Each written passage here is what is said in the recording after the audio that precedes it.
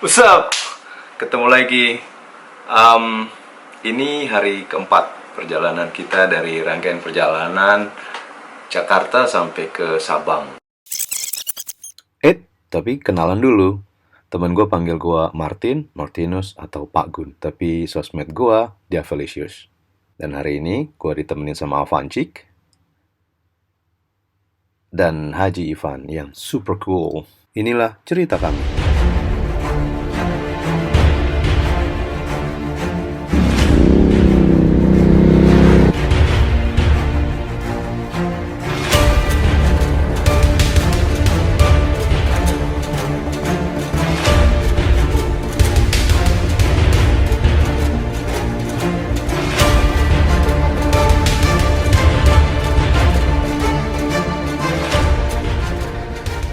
Kita hari ini itu dari kota Padang, tempat kita menginap malam ini, sampai ke kota Sibolga. Kita akan lewatin kota, salah satu yang gede yang saya ingat adalah Padang Sidempuan. Oke, nah jadi ada beberapa pertimbangan untuk rute hari ini. Kami tadinya diarahkan lewat Bukit Tinggi. Memang kalau dari Padang menuju ke utara ke arah Padang Sidempuan akan diarahkan lewat Bukit Tinggi ya, karena itu memang jalur utama. Cuman karena hari itu adalah hari kerja dan beberapa kali saya ke Bukit Tinggi itu dari Padang selalu mengalami macet. Itu kita akhirnya memutuskan untuk memilih jalur alternatif.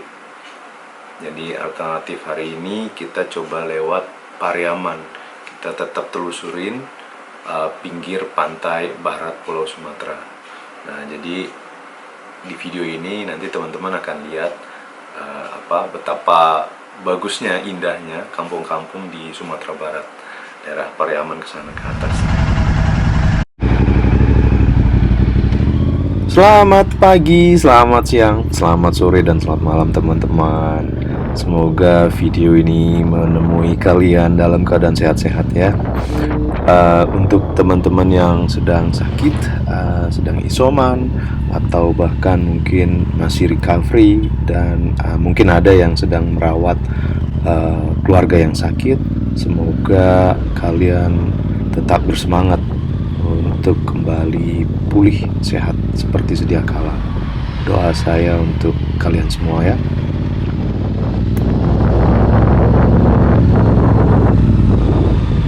Ini adalah hari keempat perjalanan kami dari Jakarta ke Sabang.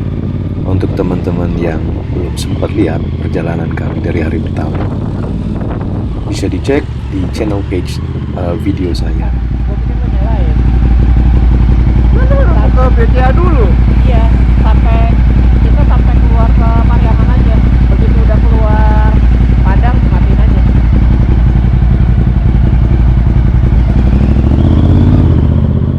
Rute kita hari ini sekitar 480 km yang akan ditempuh dalam waktu 12 jam.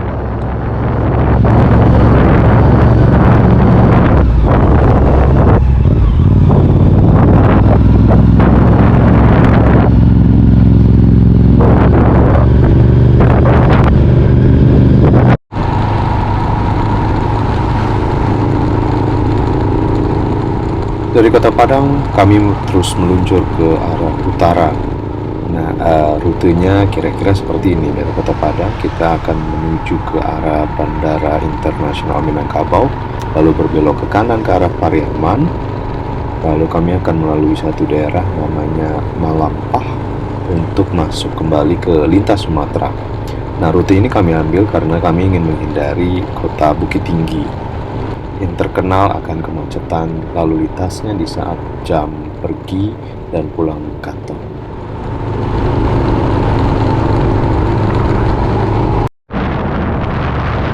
Seperti biasa teman-teman, rute yang kami lalui hari ini akan saya cantumkan linknya di deskripsi. Jadi kalau ada teman-teman yang penasaran atau justru tertarik ingin mencoba rute yang sama, bisa dicek di kolom deskripsi.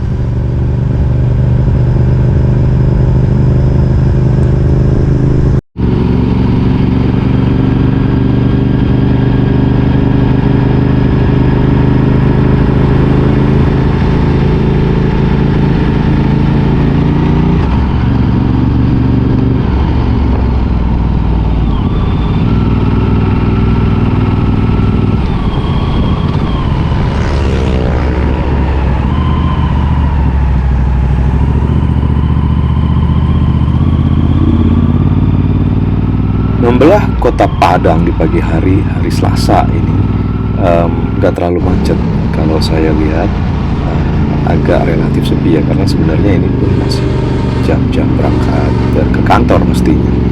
Nah ini teman-teman, kalau lihat di sebelah kiri kita itu ada kereta bandara. Jadi kalau saya gambarkan ini dia dari kota Padang, kita memang arahnya ke arah bandara. Nanti sebelum bandara itu ada jalan tikungan ke kanan, itu kita ambil kanan untuk mengarah ke Pariaman. Nah ini sudah di jalan utama menuju ke bandara.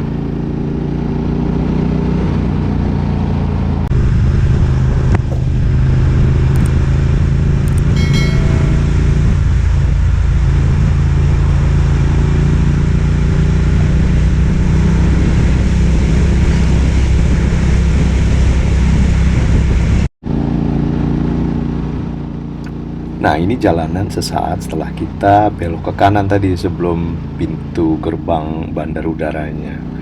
Langsung kelihatan beda ya auranya jalanan di sini. Udah kelihatan pepohonan, sawah-sawah banyak.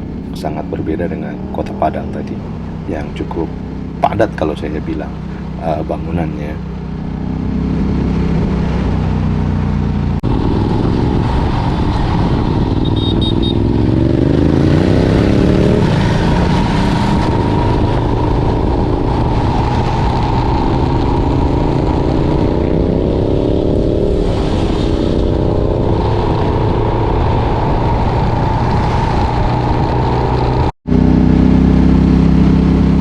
Karena memang bukan jalan utama atau jalan lintas Sumatera, kami melewati jalan-jalan yang relatif kecil.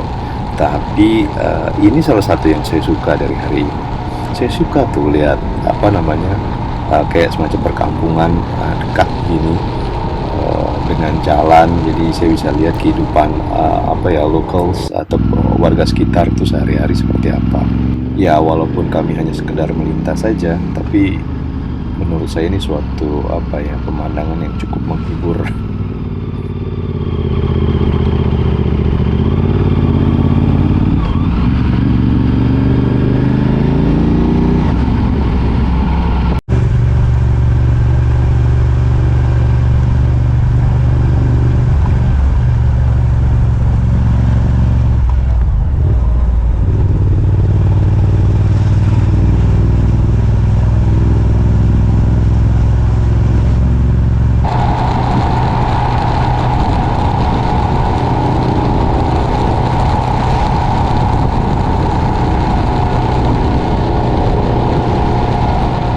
Kami bertemu lagi dengan jalan yang lebar. Nah ini artinya kami sudah mau memasuki kota Pariaman. Cuman sayangnya kami memang nggak sempat berhenti di kota Pariaman yang indah. Tapi kami sempatkan rekam sedikit nih. View-nya kira-kira seperti ini. Seperti halnya kota-kota kecil lainnya di Sumatera Barat. Tipikal banget ya.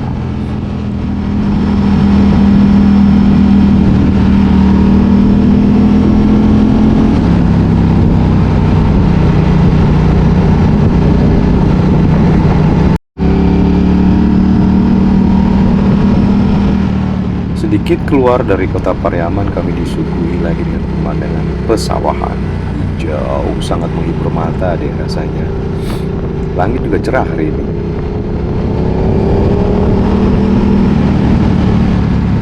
Meskipun nggak kelihatan di kamera, sebenarnya kita ini menyusuri pantai loh.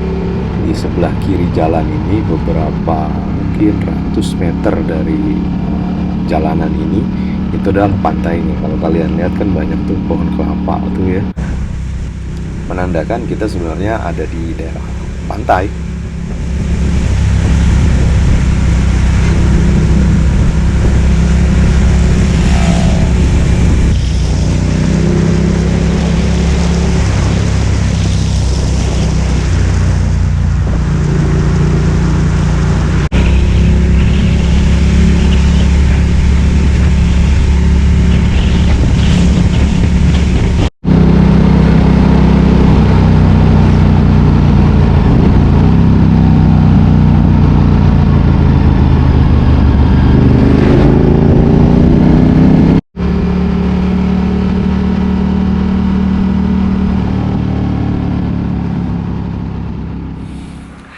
Jadi hari ini tuh ada sedikit cerita lucu, drama atau apa ya.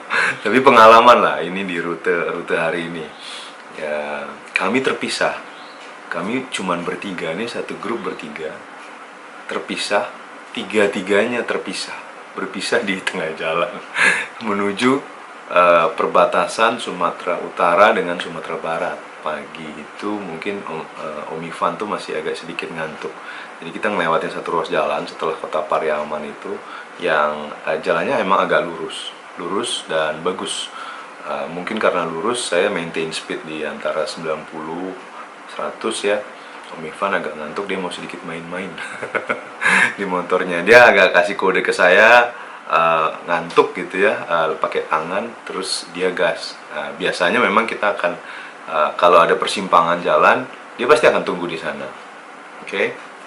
Tinggallah saya berdua sama Om Avancik. Jadi Om Ivan udah gas duluan ke depan kan.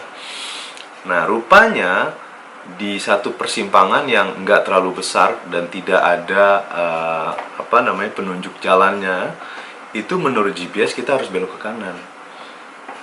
Jadi bukan simpang juga, bukan perempatan, tapi ini pertigaan. Dan pertigaan yang ke kanan itu memang jalannya agak lebih kecil. Jadi nggak kelihatan kayak ini adalah jalan utama sebenarnya.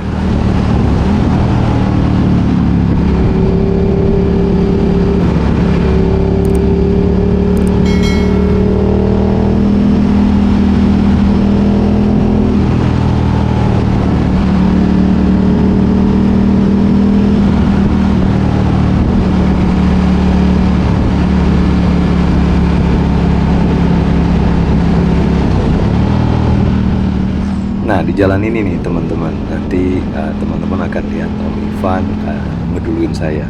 Ini posisi saya ada di depan, di belakang saya Om Ivan, di belakang Om Ivan adalah Om Avancik. Nah, dia sempat kasih kode klakson sedikit, lalu saya lihat spion, dia kayaknya ngantuk nih. Jadi biasanya kalau ngantuk dia akan sedikit pacu adrenalinnya supaya melek lagi, karena kalau ngantuk agak bahaya. Nah, ini dia. Cus. Dalam beberapa detik aja hilang dari pandangan saya nih Om Ivan. Akhirnya setelah kita telepon gak bisa, kita tinggalkan pesan sama Ivan karena kami yakin pasti satu saat di depan Ivan akan berhenti untuk ngecek handphonenya. Jadi kita WhatsApp dia, Ivan, harusnya kita di sini belok ke kanan. Kalau kamu mau putar balik di titik ini, nanti kamu belok ke kiri ya, karena kan dari kami kan posisinya belok ke kanan. Karena Om Ivan udah di depan, dia harus putar balik kan, berarti nanti di titik itu dia ke kiri. Karena kami nggak tahu Om Ivan itu di depan kami berapa jauh, berapa kilometer gitu ya. Akhirnya kami putuskan untuk memasuki jalan itu dengan kecepatan yang lebih perlahan, sekalian nunggu Om Ivan.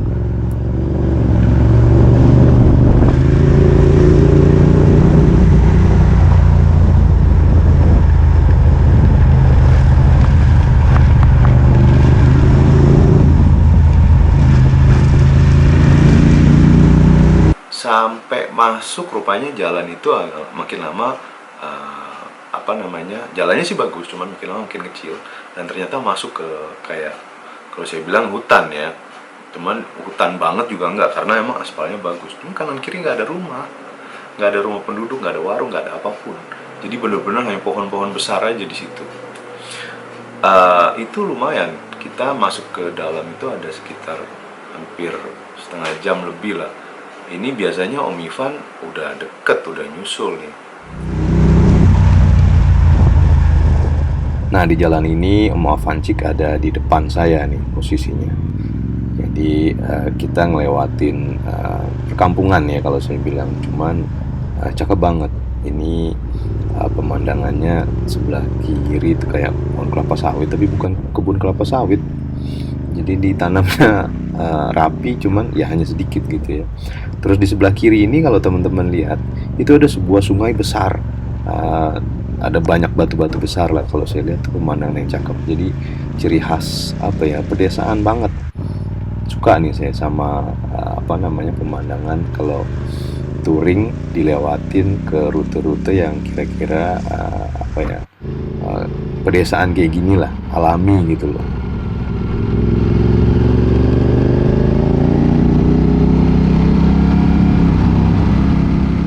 Kalau saya cek di Google, ternyata daerah ini tuh namanya Malampah. Mungkin ada teman-teman viewer yang dari daerah sini. Saya mau angkat jempol. Hebat banget, cakep pemandangan daerah kalian itu. Dan ternyata emang ini adalah jalan tembus dari Pariaman kalau orang mau menuju ke lintas Sumatera. Meskipun demikian, jalanannya terlihat sepi.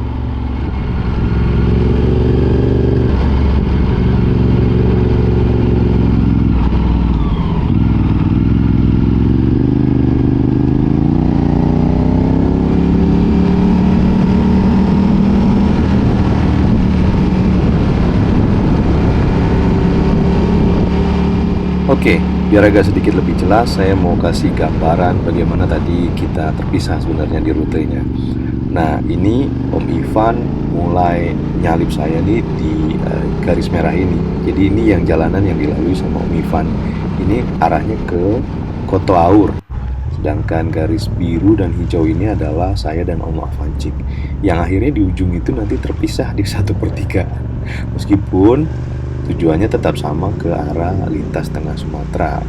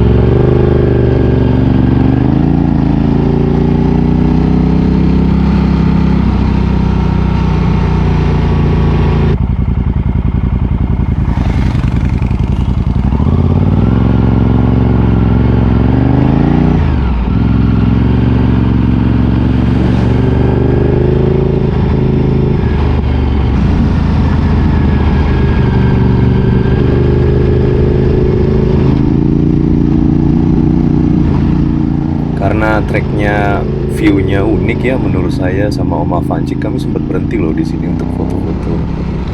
Sudah sempat foto-foto pun saya juga heran, ini Om Ivan kok nggak lewat-lewat, oh at least print lah. Ternyata di ujung sana sewaktu saya ketemu dengan jalur lintas Sumateranya, saya kan sempatkan berhenti, saya ngecek handphone dan dia kirim share location dia. Ternyata dia udah jauh banget, dia ada di simpang Koto Aur tadi, yang kalau ke kanan sebenarnya tembus juga ke lintas Sumatera.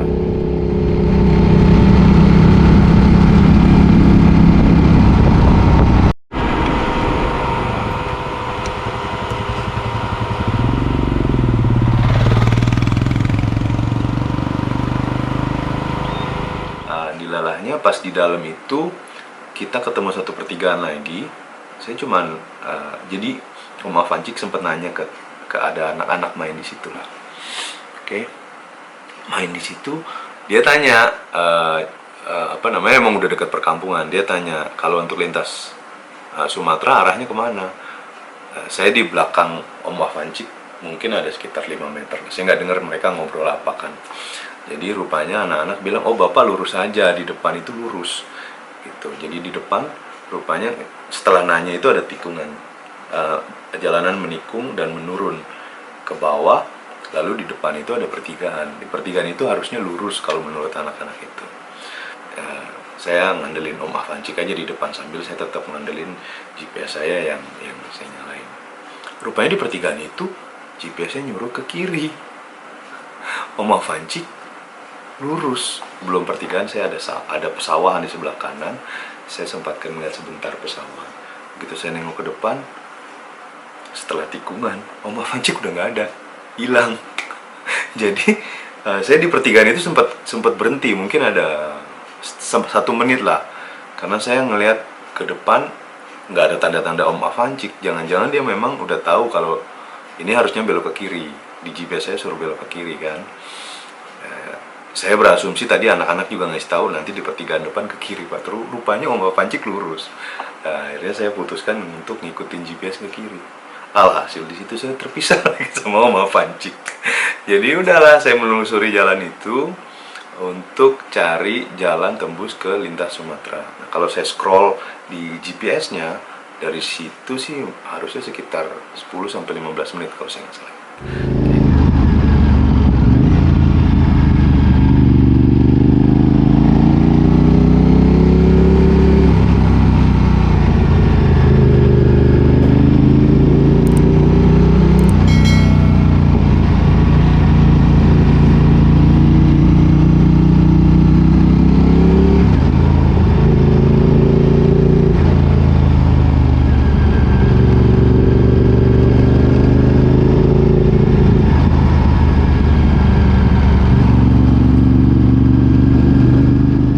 Nah, di jalan ini nih saya udah mulai riding sendirian karena tadinya saya nggak tahu kalau saya terpisah sama Om Avancik. Saya cuma berpikir Om Avancik masih ada di depan aja nih.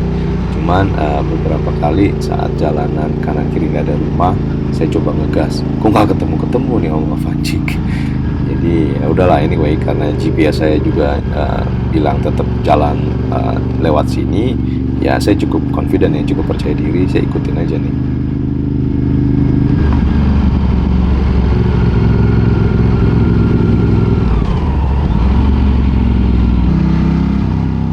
Tapi saat saya ngelihat jalanan kayak gini, sebelah kanan saya tuh kayak tanah yang baru dibabat untuk bikin khusus jalan ini ya, karena tanahnya kelihatan masih merah banget.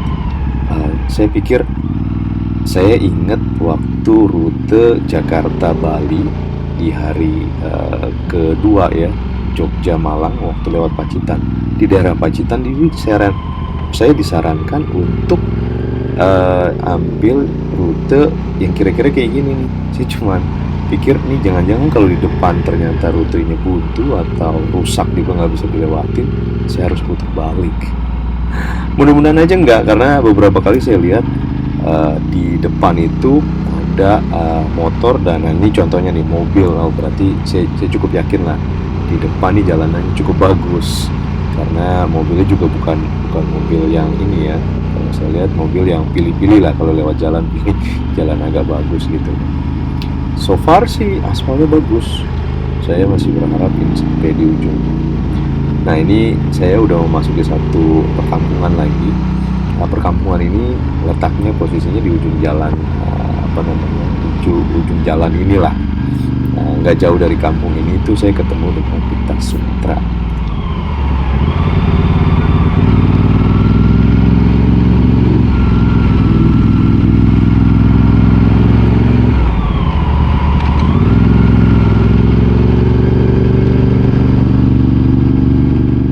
Nah, ini dia, saya udah ada di jalan lintas Sumatera.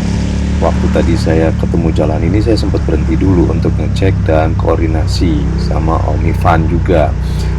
Saya lihat dia share location itu ada posisinya di Kota Aur. Dari posisi saya, dia terpisah sekitar 72 km. Kalau saya suruh putar balik, itu dia akan memakan waktu 2 jam. Akhirnya kami putuskan daripada nunggu waktu 2 jam untuk Om Ivan nyampe ke tempat saya arahkan dia untuk tetap maju ke depan. Kita nanti akan ketemu di Simpang Panti namanya, karena itu titik temu 2 jalan yang kita lalui. Sedangkan Om Avancik sebenarnya posisinya ada di belakang saya. Terus saya kasih tahu juga locationnya, cuman saya nggak tahu dia ngecek handphone atau enggak.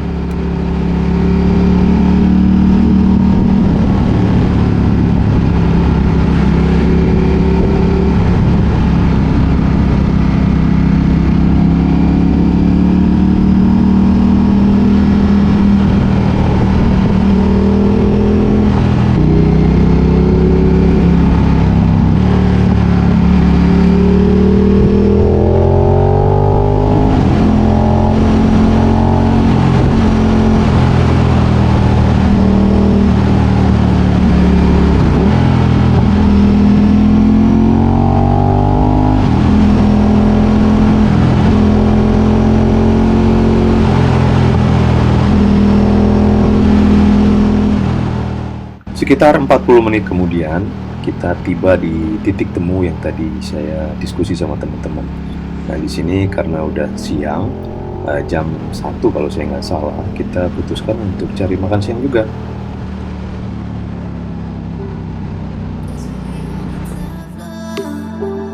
Oh, we feeling so high. Don't be afraid of falling, falling, 'cause you know we gon' fly. 'Cause we Halo, habis makan siang kita.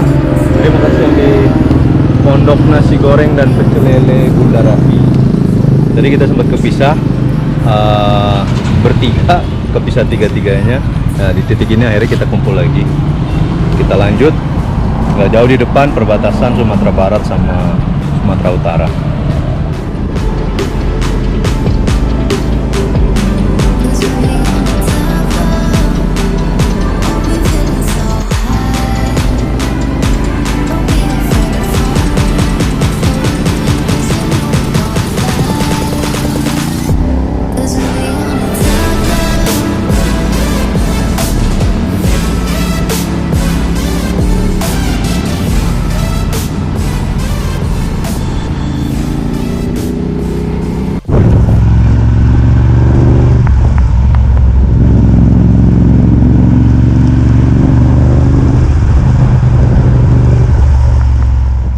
Kira jam 2:30 sore, kami akhirnya melewati gapura perbatasan Sumatera Barat dengan Sumatera Utara. Nah, kami langsung disambut oleh aspal Sumatera Utara nih.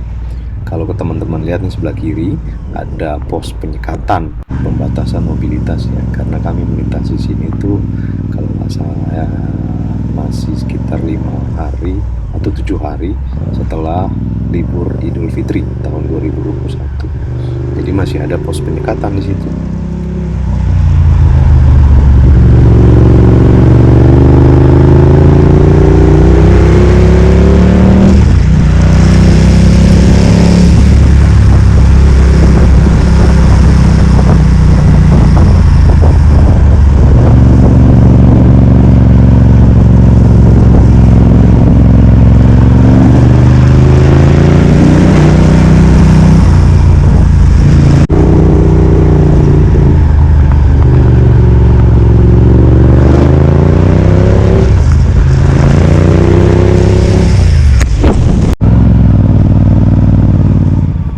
Memasuki Sumatera Utara, kami merasakan kualitas jalan yang agak kontras dengan Sumatera Barat tadi.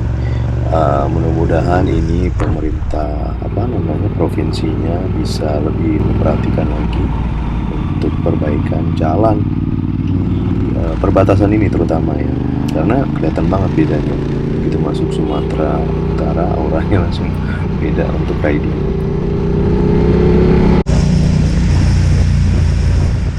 Tapi untuk pemandangan, Sumatera Utara ini nggak kalah. Lihat aja kanan kiri banyak pohon-pohon yang hijau, khas khas dataran Sumatera lah. View-nya keren kan?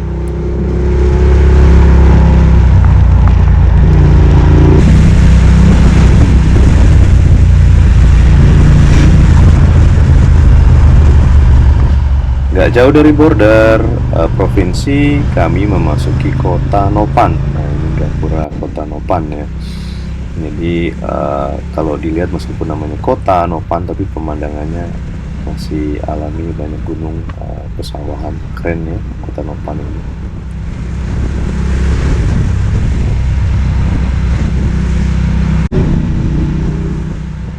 Kota Nopan ini ada di Kabupaten Mandailing Natal. Jadi ini sebenarnya kota pertama kali saat kita memasuki kabupaten ini ya.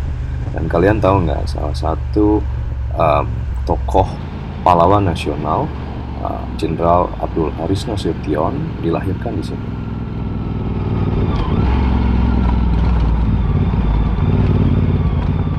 Untuk teman-teman kalau lewat di Sumatera Utara ini, agar lebih hati-hati ya. Kalian lihat kan tadi, habis jalan aspal yang mulus, tiba-tiba jalan rusak seperti ini. Kalau tadi di aspal mulus itu kalian ngegas, kalian ngerem mendadak di jalanan rusak ini, udah pasti kalau motor sih mungkin akan meleset ya.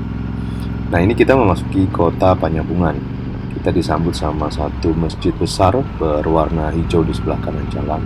Nah, saya ingat nih masjid ini penanda masuk kota Panjabungan. Karena beberapa tahun sebelumnya saya pernah lewat sini juga road trip, tapi bawa mobil waktu itu sama keluarga.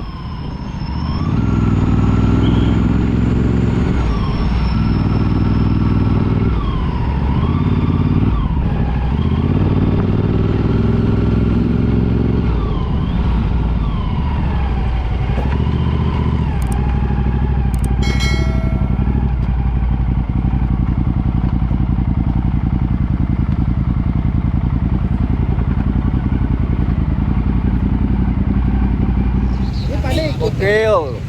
Hari ini capek banget guys. Ini lagi di Panjabungan, udah masuk ke Sumatera Utara. Jadi kota pertama kota kedua setelah border Sumatera Utara.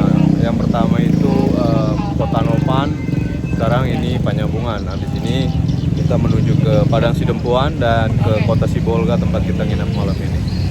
Hari ini unik rutenya. Akhirnya saya ketemu Bentor nih, ciri khas transportasi umum di Sumatera Utara.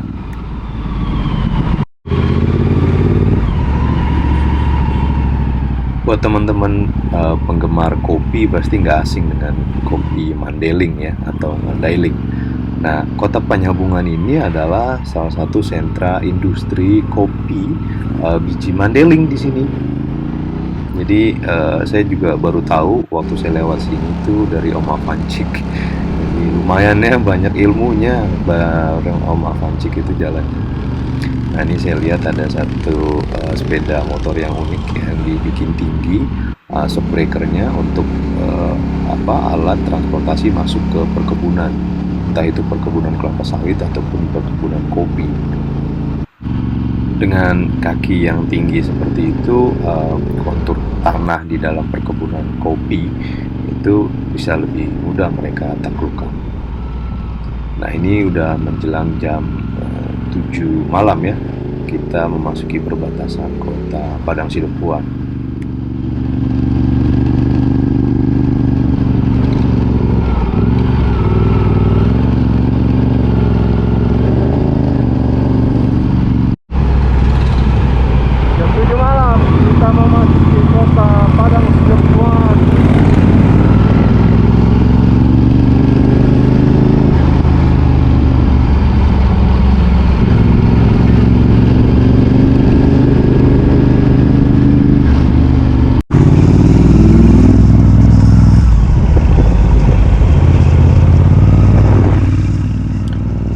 Di kota Padang Sidempuan ini kami memilih jalan yang ke kiri, jadi ini ada pecah jalannya. Dari sini kalau ke kiri ke arah Sibolga, kalau ke kanan nanti kalian arah ke Tarutung lewat Sipirok ya. Kami sempat berhenti sebenarnya untuk istirahat minum, juga diskusi mau melanjutkan perjalanan atau cari penginapan di Padang Sidempuan. Nah, setelah diskusi kami akhirnya memutuskan untuk lanjut aja ke kota Sibolga untuk menginap di sana. Kota Sibolga ini kalau di perjalanan motor kami ini kira-kira 1,5 jam sampai 2 jam sebenarnya dari kota Padang Sidempuan. Kami putuskan untuk menginap di Sibolga, mengingat perjalanan esok harinya ke kota Melabo itu akan jadi tambah panjang sekitar 2 jam. Padahal besok itu adalah rute yang terpanjang untuk perjalanan kami ini.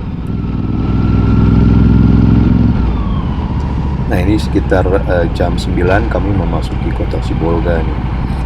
Tadi mau masuk kota Sibolga meskipun udah malam gini agak macet tadi di belakang, sehingga saya dan teman-temannya agak terpisah. Saya lihat di spion di belakang nggak ada rombongan, jadi saya memilih untuk berhenti nunggu untuk kumpul kembali sebelum akhirnya kita sama-sama cari penginapan dari sini.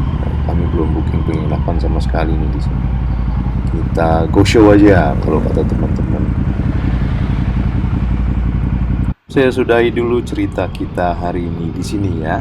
Terima kasih sudah nonton sampai sejauh ini. Kalau kalian suka boleh tinggalkan like-nya dan jangan lupa subscribe untuk support channel ini.